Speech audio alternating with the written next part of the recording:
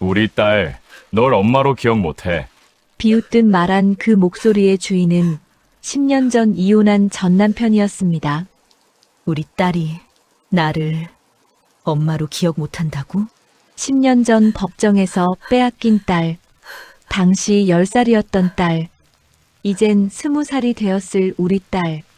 정민은 매일 밤 그 아이를 그리워했지요.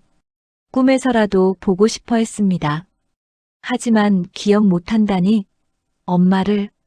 정민은 맥이 풀린 듯 편의점 봉투를 떨어뜨렸습니다.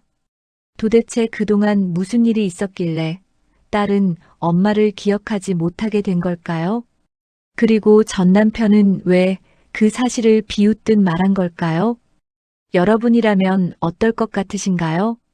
10년 만에 다시 만난 전 남편이 이런 말을 한다면 그 자리에서 뭐라고 하시겠어요? 댓글로 여러분의 생각을 들려주세요. 그럼 사연 시작하겠습니다.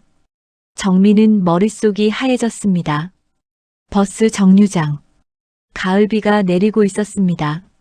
정미 앞엔 한 남자가 서 있었지요. 예전보다 살이 쪘고 머리는 반쯤 벗겨졌지만 그 교활한 눈빛만은 여전했습니다. 철수. 10년 전 이혼한 전 남편이었습니다. 뭐라고요? 정미의 목소리가 떨렸습니다. 철수는 만족스러운 표정으로 그녀의 창백한 얼굴을 바라봤지요. 마치 오래 기다려온 순간을 즐기듯. 똑똑히 들었잖아. 유진이 널 기억 못한다고. 유진. 그 이름을 듣는 순간 정미의 무릎이 꺾였습니다. 거짓말이죠? 그럴 리 없어요. 내가 잘 키웠거든. 네 이야기는 일절 안 했어. 아, 가끔 했나? 엄마는 우리 버리고 도망갔다고. 철수의 입꼬리가 비틀렸습니다. 그 얼굴엔 10년간 갈고 닦은 잔인함이 배어 있었지요. 정민은 입술을 깨물었습니다. 피맛이 났지만 개의치 않았습니다. 고통은 이미 다른 곳에서 터져 나오고 있었으니까요. 유진이한테 넌 이미 죽은 사람이야. 아니, 죽은 것보다 못해. 그냥 없는 사람. 철수가 주머니에서 핸드폰을 꺼냈습니다. 화면을 켜더니 정미에게 들이댔지요. 거기엔 한 소녀의 사진이 있었습니다. 교복을 입은 아름답게 자란 소녀. 엄마를 닮은 눈매. 하지만 그 눈엔 낯선 차가움이 서려 있었습니다. 유진아, 정미의 눈에서 눈물이 쏟아졌습니다. 철수는 그 모습을 감상하듯 바라봤지요. 마치 예술 작품을 보는 것처럼. 예쁘지? 명문대 준비 중이야. 성적도 최상위권이고 네가 키웠으면 절대 이렇게 못 컸어. 정미의 가슴에 칼이 꽂힌 것 같았습니다. 요즘 유진이 엄청 바빠. 대학 준비하느라 미국 유학도 생각 중이래. 넌 걱정 마. 네가 나타나도 못 알아볼 테니까. 바로 그때 뒤에서 여자의 목소리가 들렸습니다. 여보, 뭐해? 빨리 안 와? 명품 핸드백을 든 여자가 우산을 쓰고 서 있었습니다. 철수의 새 아내였지요. 그녀는 정미를 흘끗 보더니 코웃음을 쳤습니다. 철수가 손을 흔들며 대답했습니다. 응, 지금 가. 그리고 정미에게 마지막 일격을 날렸습니다. 아, 참. 다음 달에 유진이 성인식이야. 호텔에서 크게 할 거야. 너? 초대 안 해. 당연히. 철수가 웃으며 돌아섰습니다. 명품 여자와 팔짱을 끼고 걸어가는 그의 뒷모습이 빗속에서 멀어졌지요. 그들의 웃음소리가 들렸습니다. 행복해 보였습니다. 정미를 짓밟고 선 행복이었습니다. 세상에, 저 여자 봤어? 완전 거짓골이던데. 새 아내의 목소리가 들렸습니다. 멀어지는 그들. 정미는 차가운 아스팔트에 손을 짚었습니다. 유진아, 엄마는 너를. 목이 메었습니다. 정미는 고개를 들어 하늘을 봤습니다. 차가운 빗방울이 얼굴에 떨어졌습니다. 눈물과 빗물이 섞였지요. 구분할 수 없었습니다. 얼마나 시간이 흘렀을까요? 버스가 2대나 지나갔습니다.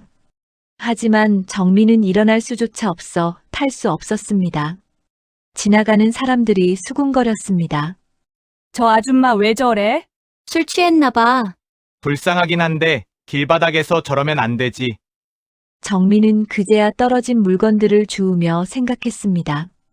나는 왜 이렇게 됐을까? 무엇이 잘못된 걸까? 비틀거리며 천천히 일어났습니다. 집으로 가야 했습니다. 그녀가 운영하는 작은 하숙집으로 버스에 올랐습니다. 빈자리에 앉아서 창밖을 봤습니다. 빗물이 마치 눈물처럼 유리창을 타고 흘러내리고 있었습니다. 정민은 핸드백에서 낡은 사진 한 장을 꺼냈습니다. 10년 전 유진이와 찍은 마지막 사진이었지요. 사진 속 유진이는 웃고 있었습니다. 앞니가 빠진 채로 엄마 품에 안겨서 행복해 보였지요. 정미의 눈에서 또다시 눈물이 흘러내렸습니다. 유진아, 엄마는 너를 버린 적이 없어. 단 한 번도. 하지만 그 말은 딸에게 닿지 않았습니다. 닿을 수도 없었지요.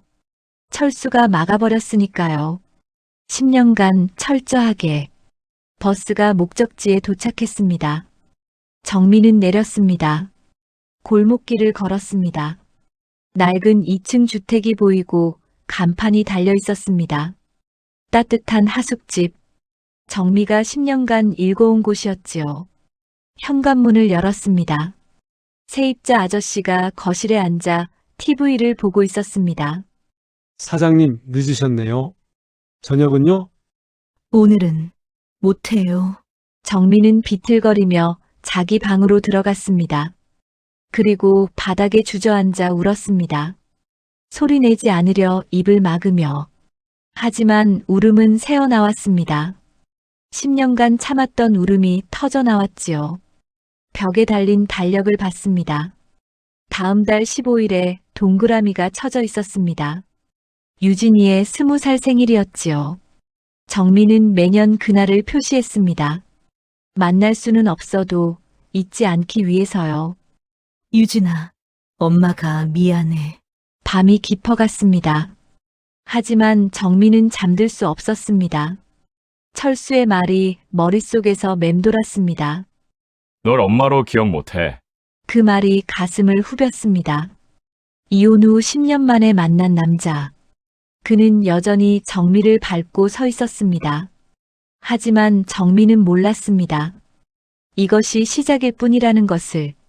더 잔인한 진실이, 더 충격적인 비밀이 기다리고 있다는 것을. 시간은 12년 전으로 거슬러 올라갑니다. 서울 변두리의 낡은 빌라.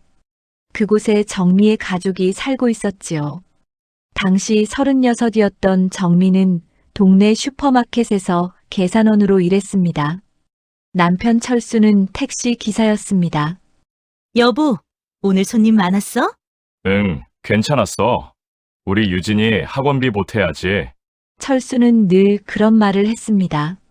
성실한 가장의 모습이었지요. 정미는 그런 남편이 자랑스러웠습니다. 저녁이면 함께 식탁에 앉아 밥을 먹었습니다. 8살 유진이가 제잘거렸습니다. 엄마, 오늘 학교에서 그림 그렸어. 선생님이 칭찬하셨어. 그래? 우리 유진이 최고네? 행복한 시간들이었습니다. 가난했지만 따뜻했지요. 하지만 그 행복 뒤엔 균열이 생기고 있었습니다. 정미는 몰랐습니다. 남편의 진짜 얼굴을. 어느 날 새벽 3시 정미는 잠에서 깼습니다. 옆자리가 비어 있었습니다. 화장실 불빛이 새어나오고 있었습니다. 정미는 이상한 느낌이 들었습니다. 살금살금 다가가 문틈으로 들여다봤습니다. 철수가 변기 뚜껑에 앉아 핸드폰을 보고 있었습니다. 화면엔 숫자들이 빠르게 움직이고 있었습니다. 그리고 철수의 얼굴은 일그러져 있었습니다. 입술을 깨물고 손은 떨리고 그의 입에서 신음이 흘러나왔습니다. 제발, 제발, 이번엔 제발. 정민은 문을 벌컥 열었습니다. 철수가 화들짝 놀라 핸드폰을 숨겼지요. 하지만 늦었습니다. 당신, 지금 뭐 하는 거예요? 아무것도 아니야. 그냥 뉴스. 거짓말 마요. 정미가 철수의 핸드폰을 빼앗았습니다. 화면엔 불법 도박 사이트가 떠 있었지요. 베팅 내역, 금액, 잔액, 그리고 마이너스 850만 원이라는 숫자. 정미는 숨이 막혔습니다. 이게 대체 뭐예요? 철수의 표정이 순식간에 변했습니다. 잠깐의 당황 후 그는 웃었습니다. 차갑고 비틀린 웃음이었습니다. 정미는 그제야 알았습니다. 이 남자의 진짜 얼굴을. 알아버렸네. 그래, 도박해. 그게 뭐 어때서? 미쳤어요? 850만 원이 마이너스라니. 이 돈 어디서 났어요?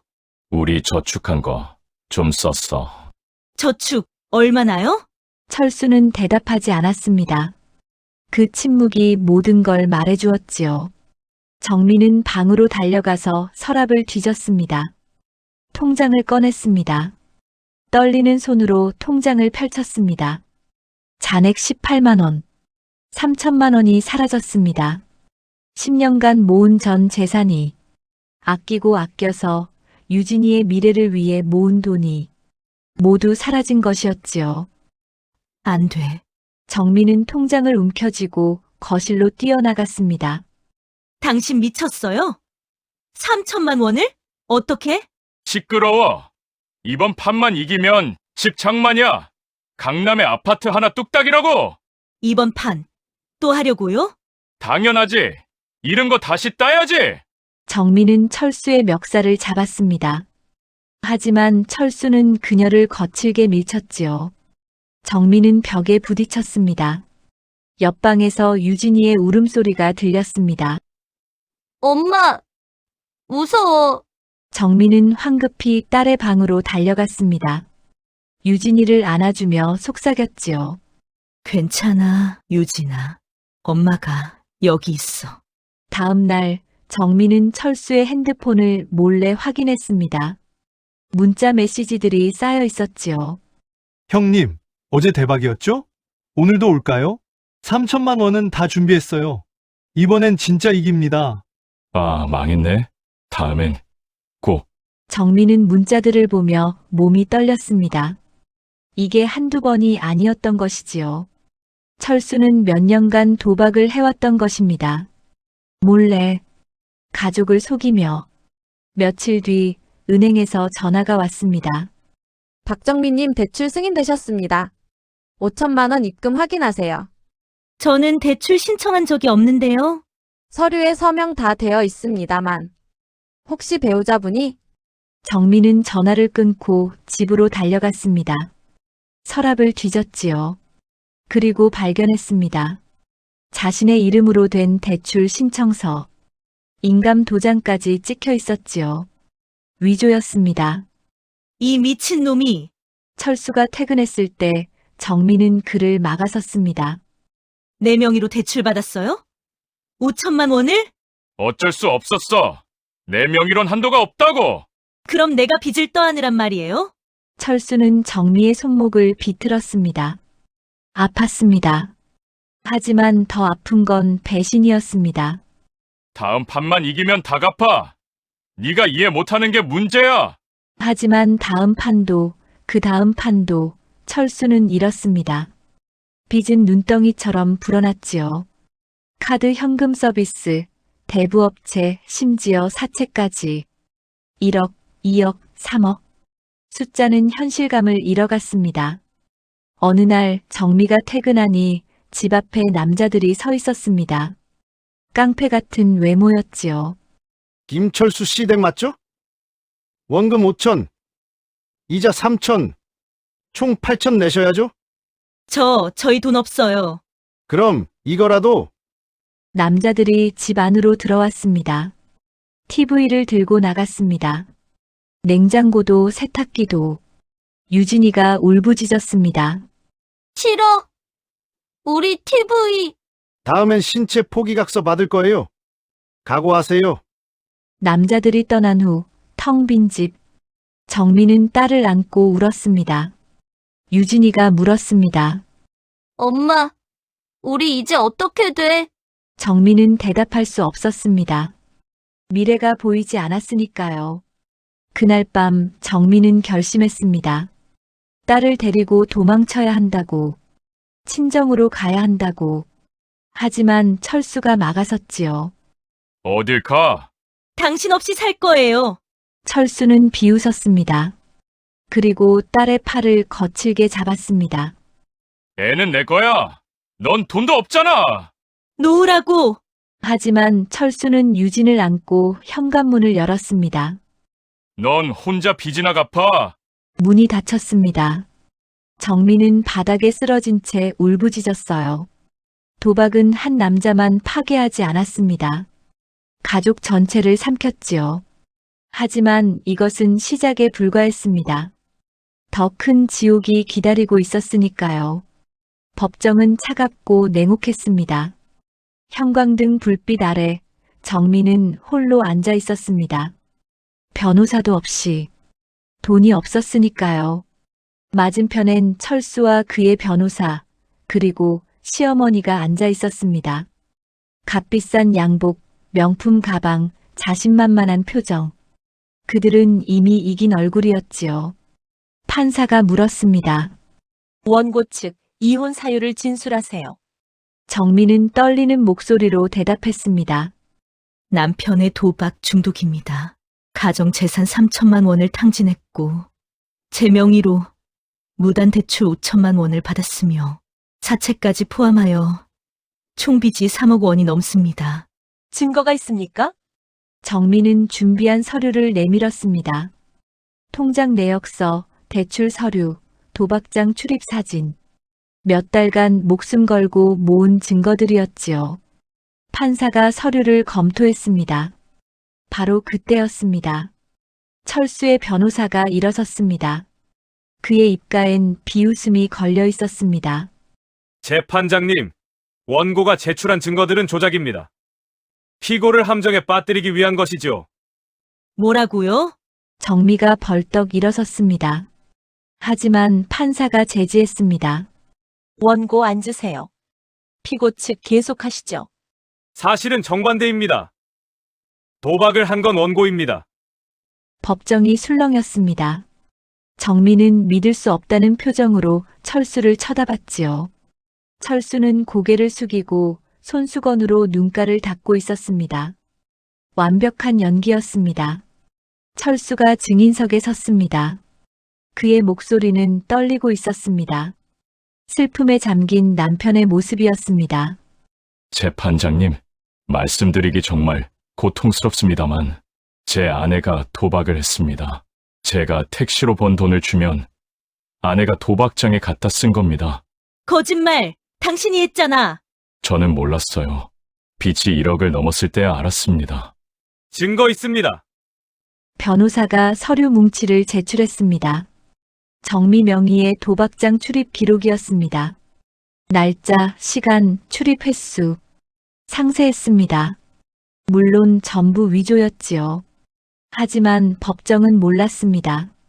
정민은 그 서류를 보며 경악했습니다. 이건 조작이에요. 저 절대 그런 곳 간 적 없어요. 원고 반증을 제시하세요. 판사의 차가운 목소리. 정민은 할 말을 잃었습니다. 어떻게 증명하죠? 가지 않았다는 걸. 악마의 증명이었지요. 그리고 재판장님, 철수가 눈물을 흘리며 말했습니다. 제 아내는 아이를 방치했습니다. 한겨울에 유진이를 혼자 집에 뒀어요. 8살짜리를요. 난방도 안 되는 집에. 그건 당신이 돈을 안 가져와서. 저는 매일 16시간씩 택시를 몰았습니다. 가족을 위해서요. 시어머니가 증인석에 섰습니다. 검은 옷을 입은 그녀는 독사처럼 보였습니다.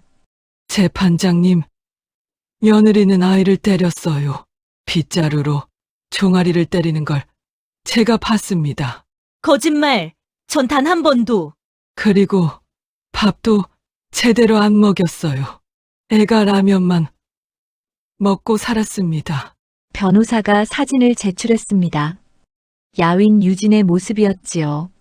정민은 그 사진을 보며 가슴이 찢어지는 것 같았습니다. 유진이가 야윈 건 맞았습니다. 하지만 자신 탓이 아니었지요.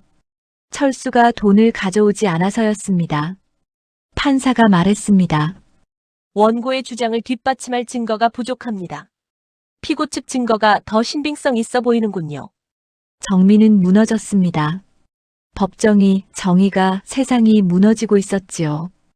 양육권은 경제력을 고려하여 피고 김철수에게 있다. 원고는 월 30만 원의 양육비를 지급하라. 안 돼요. 안 돼. 정미가 울부짖었습니다. 하지만 판결은 내려졌습니다.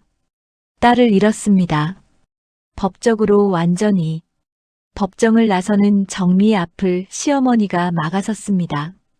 그녀는 도끼 어린 목소리로 속삭였지요. 내 손으로 벌지도 못하면서 무슨 엄마 노릇이냐? 유진이는 우리가 키운다. 넌 다시는 얼씬도 마라. 정미는 법원 계단에 주저앉았습니다. 지나가는 사람들이 수군거렸지요. 저 여자 도박쟁이래. 자식도 버렸다던데.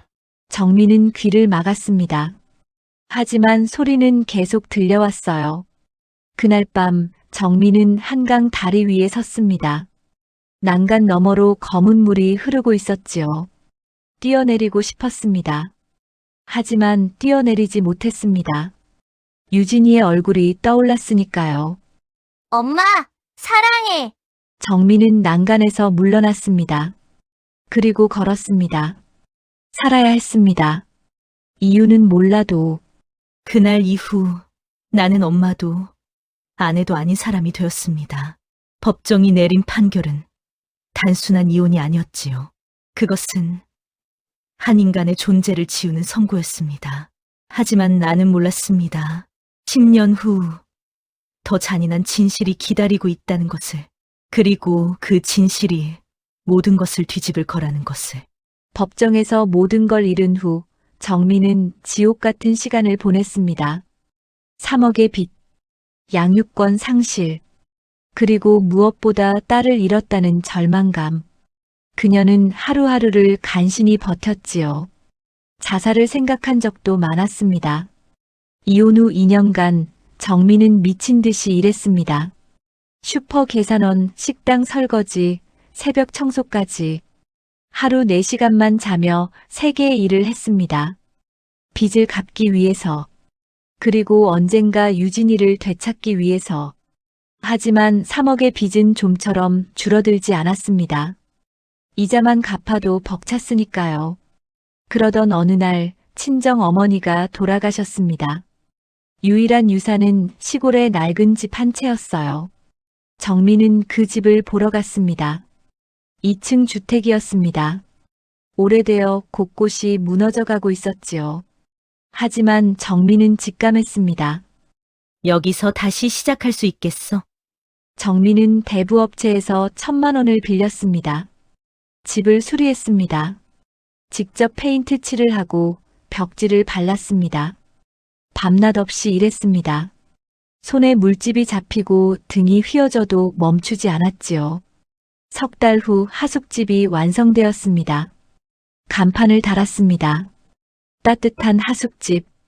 방 5개를 새놓기로 했습니다. 월세 30만 원, 식사 포함. 저렴했지만 정미가 할 수 있는 최선이었습니다. 첫 세입자는 대학생 민준이었습니다. 20살, 집안 형편이 어려워 알바를 하며 학교를 다니는 청년이었어요. 정미는 그를 보며 유진이를 떠올렸습니다. 사장님, 밥 진짜 맛있어요. 많이 먹어. 젊을 때 잘 먹어야 해. 두 번째 세입자는 택배기사 영수 씨였습니다. 50대 중반 이혼남이었지요. 정미와 비슷한 처지였습니다. 그는 말이 없었지만 가끔 정미에게 과일을 사다 주었습니다. 세 번째는 요양보호사 선미 씨. 40살 홀로 2아이를 키우는 싱글맘이었습니다. 네 번째는 공장 노동자 철호 씨. 35, 빚 때문에 고향을 떠나온 사람이었습니다. 5번째는 백수 재혁 씨. 30대 후반 사업 실패 후 재기를 준비 중이었어요. 하숙집은 상처받은 사람들의 안식처가 되었습니다. 정민은 매일 아침 7시에 일어나 밥을 지었지요. 된장찌개, 김치찌개, 생선구이. 정성을 다해 차렸습니다. 저녁엔 세입자들이 거실에 모여 TV를 봤습니다. 사장님, 오늘 반찬 짜요. 재혁 씨가 투덜거렸습니다. 정민은 웃으며 대답했어요. 세상도 짜니까 반찬도 짠 거예요. 적응하세요. 세입자들이 웃었습니다. 따뜻한 웃음이었습니다. 정미도 덩달아 웃었습니다. 오랜만에 느끼는 행복이었지요. 하지만 밤이 되면 정미는 혼자 울었습니다. 유진이를 생각하며 딸은 어떻게 자라고 있을까? 건강할까? 행복할까? 엄마를 그리워할까? 유진아, 엄마는 여기 있어. 항상 여기 있어. 몇 년이 흘렀습니다. 하숙집은 입소문을 타기 시작했어요. 인심 좋은 사장님, 엄마 같은 밥상, 따뜻한 집. 세입자들이 끊이지 않았습니다. 정민은 조금씩 빚을 갚아나갔지요. 3억이 2억이 되고 2억이 1억이 되었습니다. 하지만 정미의 마음 한구석은 항상 비어 있었습니다.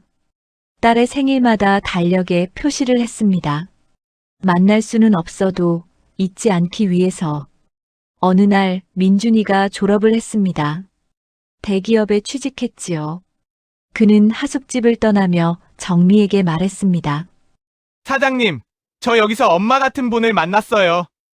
감사했습니다. 정미의 눈에 눈물이 고였습니다. 선미 씨는 아이들을 데리고 가끔 하숙집을 찾아왔습니다. 아이들이 정미를 보며 소리쳤어요. 할머니! 후후, 내가 할머니라니. 이모라고 해야지. 이모, 밥 해주세요. 정미는 아이들을 위해 밥을 차렸습니다. 맛있게 먹는 모습을 보며 흐뭇해했지요. 하지만 마음 한구석은 아팠습니다. 영수 씨는 어느 날 정미에게 물었습니다. 사장님, 힘들지 않으세요? 매일 이렇게 사람들 챙기는 거. 힘들죠. 근데 이게 제 삶이에요. 누군가를 돌보는 게. 아드님이나 따님 있으세요? 정미는 잠시 멈칫했습니다. 그리고 작게 웃었습니다. 딸이 있어요. 만날 수는 없지만 왜요? 긴 사연이 있어요. 정미는 더 이상 말하지 않았습니다. 그 고통을 다시 꺼내기엔 아직 너무 아팠으니까요. 밤이 깊었습니다. 세입자들은 모두 잠들었고 정미는 거실에 홀로 앉아 있었습니다. 벽에 걸린 달력을 봤습니다. 다음 달 15일, 유진이의 20살 생일이 다가오고 있었습니다. 유진아, 20살이 되었구나. 엄마는 아직도 너를 기다리고 있어. 정미는 서랍에서 낡은 사진 한 장을 꺼냈습니다. 유진이와 마지막으로 찍은 사진이었지요. 사진 속 유진이는 웃고 있었습니다. 행복해 보였습니다. 정미는 그 사진에 입맞췄습니다. 언젠가는 다시 만날 수 있겠지. 하숙집은 안정되었습니다. 하지만 정미의 마음은 여전히 텅 비어 있었지요. 딸을 향한 그리움은 10년이 지나도 사라지지 않았습니다. 그리고 바로 그때 운명은 그녀에게 이상한 신호를 보내기 시작했습니다. 어느 비오는 목요일 아침이었습니다. 정미는 평소처럼 현관 앞 우편함을 확인했습니다. 광고지 몇 장과 공과금 고지서. 그런데 그 사이에 한 통의 편지가 끼어 있었습니다. 하얀 봉투, 손글씨로 적힌 주소. 정미는 그 편지를 보는 순간 온몸이 얼어붙었습니다. 보내는 사람 김유진. 심장이 멈춘 것 같았습니다. 믿을 수 없었습니다. 꿈을 꾸는 건가? 정미는 부엌으로 달려갔습니다. 문을 잠그고 편지를 뜯었습니다. 손이 너무 떨려서 봉투가 찢어졌습니다. 안에서 편지지 한 장이 나왔습니다. 또박또박한 글씨. 20살 청년의 글씨였습니다. 정민은 숨을 깊이 들이쉬고 편지를 읽기 시작했습니다. 엄마에게 저를 기억하실지 모르겠어요. 저는 유진이에요. 엄마의 딸. 이 편지를 쓰기까지 정말 오래 고민했어요. 보낼까 말까? 하지만 더 이상 참을 수가 없었어요. 엄마, 아빠가 자꾸 이상해요. 밤마다 누군가한테 전화해요. 목소리가 떨려요. 무서워하는 것 같아요. 그리고 나한테 거짓말을 해요. 괜찮다고 아무 일 없다고. 근데 저는 알아요. 뭔가 잘못되고 있다는 거. 그리고 아빠가 계속 말해요. 엄마는 도망갔다고. 엄마는 우리 버렸다고. 근데 엄마, 제 마음 한구석은 그 말을 믿지 않아요. 왜 그런지 모르겠어요. 그냥 느낌이 달라요. 엄마가 어디 계신지 찾는데 2년이 걸렸어요. 아빠는 엄마 얘기를 절대 안 해서 혼자 찾아야 했어요. 주민등록 조회에서 겨우 주소를 알았어요. 엄마, 저 만나주실 수 있을까요? 아니면 전화라도 한번 해주세요. 번호는 010-1234-5678이에요. 엄마를 그리워하는 딸 유진 올림. 편지를 다 읽은 정민은 그 자리에 주저앉았습니다. 손에서 편지가 떨어졌지요. 10년간 참았던 울음이 터져나왔습니다. 유진아, 정민은 편지를 다시 집어들어 읽고 또 읽었습니다. 딸이 자신을 기억하고 찾고 있었다니 그것만으로도 감사했습니다. 하지만 편지 내용은 불안했습니다. 철수가 이상하다고, 밤마다 전화한다고. 정민은 편지에 적힌 전화번호를 받습니다. 휴대폰을 꺼내 번호를 눌렀습니다. 하지만 통화 버튼을 누르지 못했습니다. 두려웠습니다. 유진이의 목소리를 들으면 어떻게 될까? 무슨 말을 해야 할까? 결국 전화를 걸지 못했습니다. 한숨을 쉬었습니다. 그리고 결심했습니다. 편지를 쓰기로. 전화보다는 편지가 나을 것 같았습니다. 정민은 펜을 들었습니다. 하지만 글자가 써지지 않았어요. 무슨 말을 해야 할까? 정민은 몇 시간을 고민했습니다. 그리고 마침내 썼습니다. 유진아. 엄마야, 편지 받았어. 나를 기억한다니 찾아줘서 정말 고마워. 엄마는 단 하루도 너를 잊은 적이 없어. 매일 밤 너를 생각하며 잠들었어. 엄마가 떠난 게 아니야. 엄마는 너를 버린 적이 없어. 그건 내가 꼭 알아줬으면 좋겠어. 언젠가 만나면 다 이야기해 줄게. 내 편지에서 아빠가 이상하다고 했지. 조심해야 해. 혹시 위험한 일이 생기면 엄마한테 바로 연락해. 엄마가 너를 지켜줄게. 엄마는 지금 하숙집을 운영하고 있어. 주소는 봉투에 적혀 있어. 언제든 오고 싶으면 와. 엄마는 항상 여기 있을 거야. 사랑해, 유진아. 엄마가. 정민은 편지를 봉투에 넣었습니다. 그리고 우체통에 넣으러 나갔지요. 편지를 넣는 순간 정민은 기도했습니다. 제발 유진이에게 무사히 도착하기를. 며칠이 지났습니다. 정민은 매일 우편함을 확인했습니다. 하지만 답장은 오지 않았습니다. 일주일, 2주일. 정민은 불안해지기 시작했습니다. 혹시 편지가 분실된 걸까? 아니면 철수가 가로챈 걸까? 한 달이 지났습니다. 여전히 답장은 없었어요. 정민은 유진이에게 전화를 걸어볼까 고민했습니다. 하지만 그러지 못했지요. 만약 철수가 받으면 어떡하지? 어느 날 밤 정민은 악몽을 꿨습니다. 유진이가 위험에 처한 꿈이었습니다. 철수가 유진이를 가두고 있었어요. 유진이가 울부짖었습니다. 엄마, 도와줘. 정민은 악몽에서 깨어나 식은땀을 흘렸습니다. 유진아, 너 괜찮니? 정민은 잠을 이룰 수 없었습니다. 불길한 예감이 들었지요. 유진이의 편지는 구원의 손길이었을까요? 아니면 재앙의 시작이었을까요? 새벽 4시, 정미의 핸드폰이 울렸습니다. 낯선 번호였어요. 정민은 잠결에 전화를 받았습니다. 여보세요?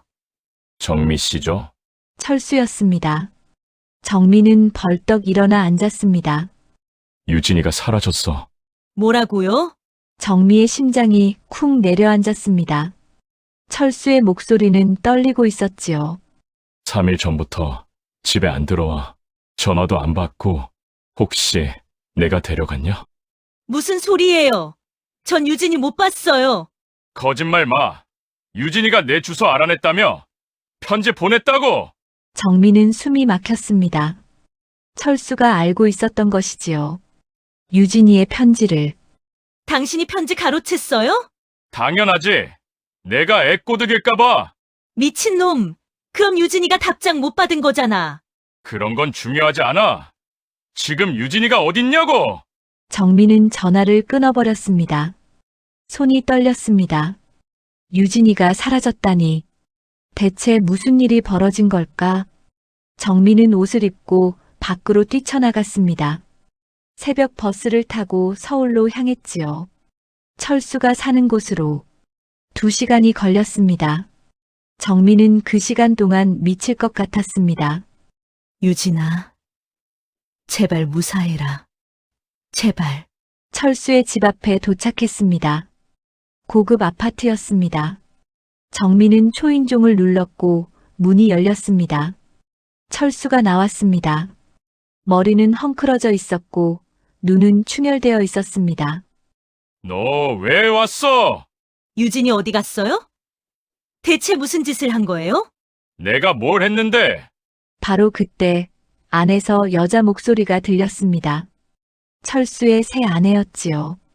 여보, 경찰분들 계셔. 경찰이 집 안에 있었습니다. 정미도 안으로 들어갔지요. 거실은 어질러져 있었습니다. 유진이의 방문은 열려 있었습니다. 정미는 그 방으로 달려갔습니다. 유진이의 방, 침대, 책상, 옷장 모두 깔끔하게 정리되어 있었어요. 하지만 유진이는 없었습니다. 정미는 책상 위를 봤습니다. 공부한 흔적이 있었지요. 노트, 교재, 펜, 그리고 한 장의 메모. 더 이상 못 참겠어. 나 집 나갈게.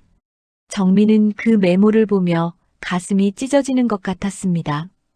경찰이 정미에게 물었습니다. 따님의 어머니시죠? 혹시 따님과 연락하신 적 있으신가요? 편지 한 통 받았어요. 한 달 전에. 내용이 뭐였습니까? 정미는 편지 내용을 설명했습니다. 철수가 이상하다는 것, 밤마다 전화한다는 것. 경찰은 고개를 끄덕였습니다. 김철수 씨, 최근에 특이한 일이 있었습니까? 철수는 대답하지 않았습니다. 새 아내가 대신 대답했어요. 사실은 남편이 빚이 좀 있어요. 빚이요? 도박 빚이요. 5천만 원 정도. 정미는 경악했습니다. 또 도박을 한 거예요? 철수는 새 아내를 노려봤지요. 하지만 새 아내는 개의치 않았습니다. 그리고 유진이 명의로 대출받으려고 했어요. 제가 막았지만. 뭐라고요? 정미가 소리쳤습니다. 10년 전 나에게 한 짓을 딸에게도 하려 한 거예요? 경찰이 철수를 다그쳤습니다. 사실입니까? 그게 어쩔 수 없었어요. 빚쟁이들이 집까지 찾아왔어요. 따님이 그 사실을 알았습니까? 철수는 고개를 끄덕였습니다. 그리고 주저앉았지요. 유진이가 알았어요. 서류를 봤나 봐요. 그날 밤 엄청 울었어요. 그리고 다음 날 사라진 거예요. 정미는 무릎이 꺾였습니다. 딸이 얼마나 충격받았을까? 배신감을 느꼈을까? 경찰이 수첩에 메모하며 말했습니다. 가출로 신고 접수하겠습니다. CCTV 추적하고 친구들 조사하겠습니다. 연락 오는 대로 바로 알려주세요. 며칠이 지났지만 유진이는 나타나지 않았습니다. 정미는 매일 밤 울었습니다. 하숙집 세입자들이 걱정했지요. 사장님, 무슨 일 있으세요? 아니에요. 괜찮아요. 괜찮지 않았습니다. 일주일째 되는 날 정미에게 전화가 왔습니다. 안녕하세요. 유진이 어머니시죠? 저 유진이 친구예요. 유진이 친구? 네, 유진이가 제 집에 있어요. 며칠 전부터요. 정미는 안도의 한숨을 쉬었습니다. 살아있다니, 무사하다니. 지금 어디예요? 제가 갈게요. 근데요, 유진이가 아빠한테는 알리지 말래요. 엄마한테만 연락하래요. 정미는 주소를 받아 적었습니다. 그리고 달려갔어요. 버스를 타고 지하철을 타고 1시간 후 도착했습니다. 문을 열자 유진이가 서 있었습니다. 10년 만에 보는 딸이었습니다. 키가 컸습니다. 정미보다 컸지요. 얼굴은 여전히 엄마를 닮았습니다. 하지만 눈빛은 달랐습니다. 차갑고 슬펐습니다. 유진아. 정미가 다가가려 했습니다. 하지만 유진이는 뒤로 물러섰습니다. 엄마, 맞죠? 그래. 엄마야. 유진이의 눈에 눈물이 고이고 말했습니다. 왜 버렸어요? 그 한마디에 정미의 세상이 무너졌습니다. 10년 만에 재회. 하지만 그것은 감동이 아니었습니다. 상처와 오해로 가득한 고통스러운 만남이었지요. 그리고 정미는 깨달았습니다. 딸을 되찾는 것은 단순히 만나는 것이 아니라 10년간 쌓인 거짓말을 무너뜨리는 것이라는 걸. 유진아. 엄마는 너를 버린 적이 없어. 단 한 번도. 거짓말. 아빠가 그랬어요. 엄마가 도박하고 우리를 버렸다고. 정미는 딸과 눈높이를 맞추려고 무릎을 꿇었습니다. 유진이의 손을 잡으려 했지만 유진이는 뿌리쳤습니다. 엄마는 법정에서 졌어. 양육권도 잃었어. 하지만 그건 내 아빠가 거짓말을 해서야. 도박한 건 아빠였어. 엄마를 도박쟁이로 만든 것도 아빠였고. 유진이는 고개를 저었습니다. 믿고 싶지 않은 표정이었지요. 그럼 왜 10년 동안 연락 안 했어요? 왜 찾아오지 않았어요? 법적으로 만날 수 없었어. 내 아빠가 접근금지 신청을 냈거든. 만나면 경찰에 신고한다고 했어.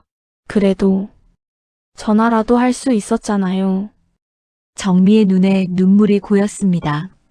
딸의 말이 맞았지요. 전화라도 할 수 있었습니다. 하지만 정미는 두려웠습니다. 딸이 자신을 거부할까봐, 철수의 말을 믿고 있을까봐. 미안해. 유진아. 엄마가 비겁했어. 용기가 없었어. 바로 그때 현관 초인종이 울렸습니다. 유진이의 친구가 문을 열었습니다. 밖에는 한 남자가 서 있었습니다. 50대 중반, 험악한 인상의 남자였지요. 여기 김유진이 있죠? 누구세요? 유진이 아버지 친구요. 유진이 좀 만나게 해주세요. 정미는 그 남자를 보는 순간 직감했습니다. 수상하다고. 정미는 유진이를 뒤로 숨기며 물었습니다. 무슨 일로 오셨어요? 아, 유진이 엄마시군요. 반갑습니다. 남자가 씩 웃었습니다. 사실은 유진이 아버지가 제게 빚이 있거든요. 5천만 원. 그런데 아버지가 도망갔어요. 그래서 유진이라도 만나려고요. 정미는 온몸이 얼어붙었습니다. 유진이는 관계없어요. 미성년자예요. 아, 알죠. 근데 유진이 명의로 대출 신청서가 있더라고요. 아버지가 만들어놨던데 그거 실행하면 되지 않을까 싶어서요. 그건 불법이에요. 당장 나가세요. 남자의 표정이 위협적으로 변했습니다. 그는 한 발짝 다가왔습니다. 아줌마, 조용히 하세요. 유진이만 협조하면 문제 없어요. 경찰 부를 거예요. 정미가 핸드폰을 꺼냈습니다. 하지만 남자가 그것을 낚아챘지요. 바닥에 던졌습니다. 핸드폰이 산산조각 났습니다. 엄마. 유진이가 비명을 질렀습니다. 바로 그때 옆집에서 누군가 나왔습니다. 덩치 큰 남자였어요. 유진이 친구의 아버지였습니다. 여기서 뭐 하는 거예요? 빚쟁이는 혀를 찼습니다. 그리고 뒤로 물러섰습니다. 오늘은 그냥 갈게요. 하지만 다음엔 안 그럴 거예요. 유진 씨, 잘 생각해 보세요. 남자가 떠났습니다. 정민은 유진이를 꼭 안았습니다. 유진이는 떨고 있었습니다. 괜찮아. 유진아, 엄마가 지켜줄게. 며칠 후 정민은 유진이를 하숙집으로 데려왔습니다. 더 이상 서울에 있으면 위험했지요. 유진이는 하숙집을 둘러보며 말했습니다. 여기서 사셨어요? 응, 이제 네 집이기도 해. 유진이는 아무 말도 하지 않았습니다. 하지만 눈빛은 조금 부드러워진 것 같았어요. 그날 밤 하숙집 문을 두드리는 소리가 들렸습니다. 정미가 문을 열자 한 남자가 서 있었습니다. 50대 후반, 평범한 옷차림의 남자였습니다. 정미 씨 맞으시죠? 네, 누구세요? 저 옛날에 김철수랑 같이 도박하던 사람이에요. 정미는 경계했습니다. 오해 마세요. 저는 이제 도박 끊었어요. 정미 씨한테 할 말이 있어서요. 무슨 말이요?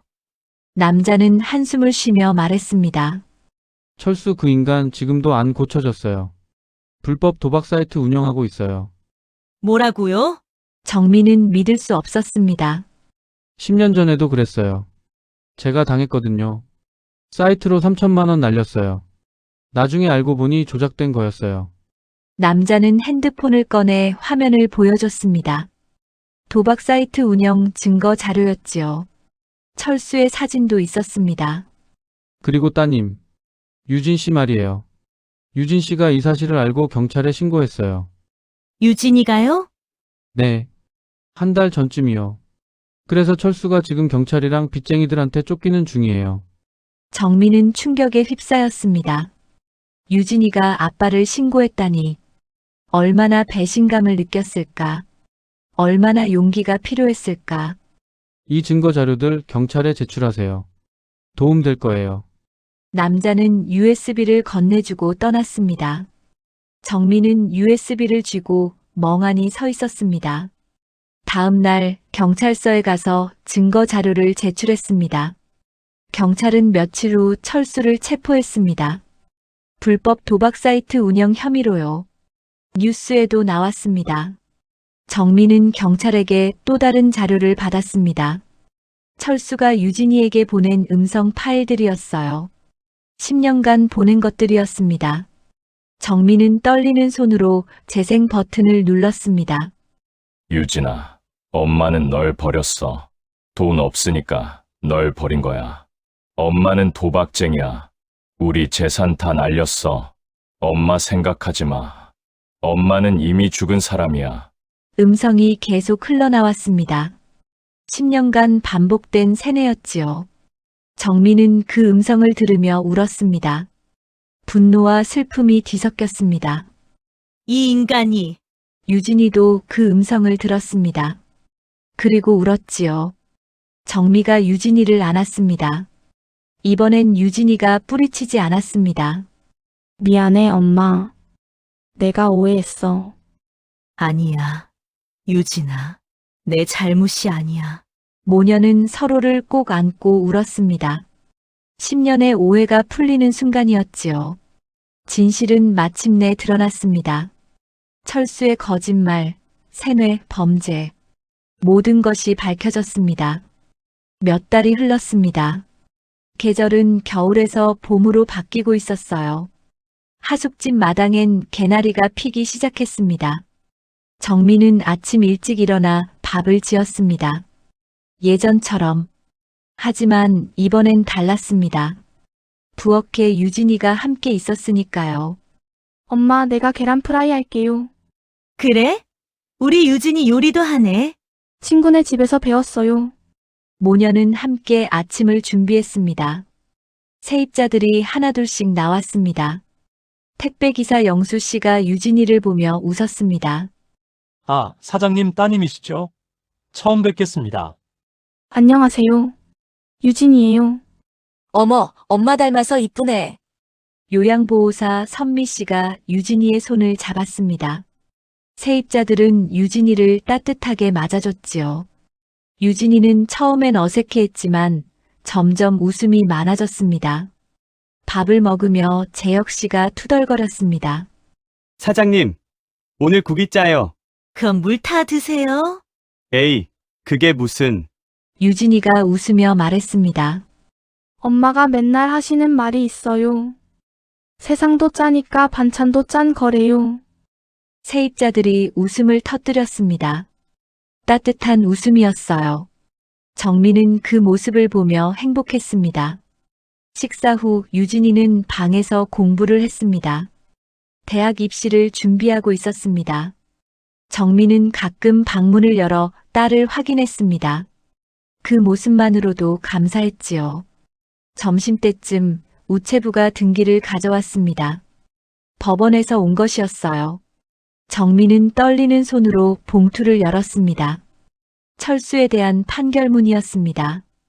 피고인 김철수는 불법 도박 사이트 운영, 사기, 문서 위조 혐의로 징역 5년형을 선고한다. 정민은 그 문장을 보며 깊은 숨을 쉬었습니다. 5년. 긴 시간이었지요. 하지만 충분하지 않았습니다. 철수가 저지른 죄를 생각하면 그래도 정의는 이루어졌습니다. 엄마 무슨 일이에요? 유진이가 방에서 나왔습니다. 정민은 판결문을 보여줬어요. 아빠 판결 나왔어. 징역 5년. 유진이는 복잡한 표정을 지었습니다. 슬프기도 하고 안도하기도 하고 화나기도 한 얼굴이었지요. 잘 됐어요. 아빠는 벌을 받아야 해요. 유진아, 아빠를 미워해도 괜찮아. 엄마가 이해해. 아니에요. 전 미워하지 않아요. 그냥 불쌍해요. 도박 때문에 인생을 망친 게. 유진이는 성숙했습니다. 20살이지만 어른보다 더 어른 같았지요. 정민은 딸이 자랑스러웠습니다. 저녁 세입자들과 함께 식사를 했습니다. 오늘은 특별한 날이었어요. 민준이가 첫 월급을 받고 치킨을 사왔습니다. 사장님, 제가 오늘 쏩니다. 제 인생 첫 월급이거든요. 어머, 그래? 고마워요. 세입자들이 모두 모여 치킨을 먹었습니다. TV를 틀었습니다. 뉴스가 나왔습니다. 놀랍게도 철수 관련 뉴스였습니다. 불법 도박 사이트를 운영하며 수백 명의 피해자를 양산한 김철수 씨가 오늘 징역 5년형을 선고받았습니다. 김 씨는 10년 전에도 도박 중독으로. 세입자들이 TV를 보며 수군거렸습니다. 어머, 저 사람 악질이네. 5년도 모자라. 10년은 살아야지. 유진이는 고개를 숙였습니다. 창피한 것 같았지요. 정미가 딸의 손을 잡았습니다. 괜찮아. 넌 잘못한 거 없어. 영수 씨가 TV를 끄며 말했습니다. 자, 이제 밥 먹읍시다. 과거는 과거고 우리는 앞으로 나아가는 거죠. 선미 씨가 거들었습니다. 맞아요. 유진이 대학 어디 갈 거예요? 아직 정하지 못했어요. 엄마처럼 요리 배워서 하숙집 물려받으면 되겠네. 유진이가 웃었습니다. 정미와 세입자들도 웃었습니다. 웃음이 가득한 저녁이었습니다. 며칠 후 라디오가 거실에서 흘러나오고 있었습니다. 정미는 세입자들이 듣는다며 라디오를 자주 틀어놨어요. 뉴스가 나왔습니다. 오늘의 마지막 뉴스입니다. 불법 도박 사이트 운영자 김철수, 징역 5년형 확정. 피해자들은 안도의 한숨을 쉬고 있습니다. 정미는 라디오 볼륨을 줄였습니다. 더 이상 들을 필요가 없었지요.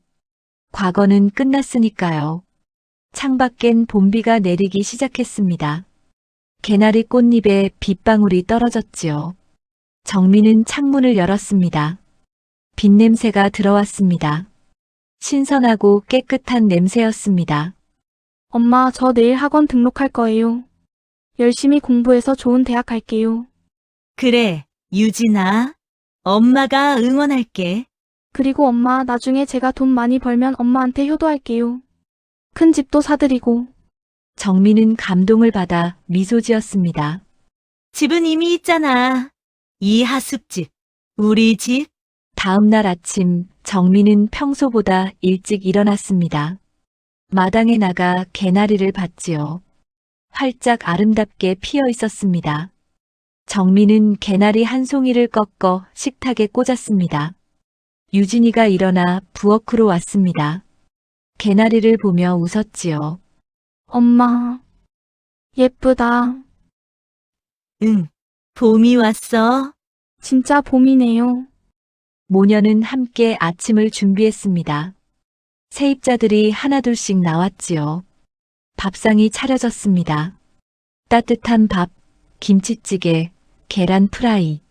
단순하지만 정성이 가득한 밥상이었습니다. 민준이가 밥을 한 숟가락 뜨며 말했습니다. 역시 사장님 밥이 최고예요. 재혁 씨가 장난스럽게 대꾸했습니다. 짠데요? 모두가 웃었습니다. 하숙집은 웃음으로 가득 찼습니다. 정민은 식탁에 앉은 사람들을 바라봤습니다. 유진이, 민준이, 영수 씨, 선미 씨, 재혁 씨, 철호 씨. 모두 상처받은 사람들이었지요. 하지만 여기서 치유되고 있었습니다. 서로를 의지하며. 이게 가족이구나. 정민은 생각했습니다. 피로 맺어진 가족만이 가족이 아니라는 것을, 마음으로 이어진 사람들도 가족이 될 수 있다는 것을. 딸과 함께 새로운 봄을 맞이했습니다. 상처는 아물었고 눈물은 말랐으며 웃음이 돌아왔지요. 이것이 진짜 복수였습니다. 행복하게 사는 것. 그것이 악인에게 줄 수 있는 가장 큰 복수였으니까요. 둘은 함께 햇살을 받으며 미소 지었습니다. 엄마, 우리 이제 행복하게 살아요. 그래, 유진아. 우리 행복하게 살자. 하숙집 간판이 햇빛에 반짝였습니다. 따뜻한 하숙집. 정말 따뜻한 집이었지요.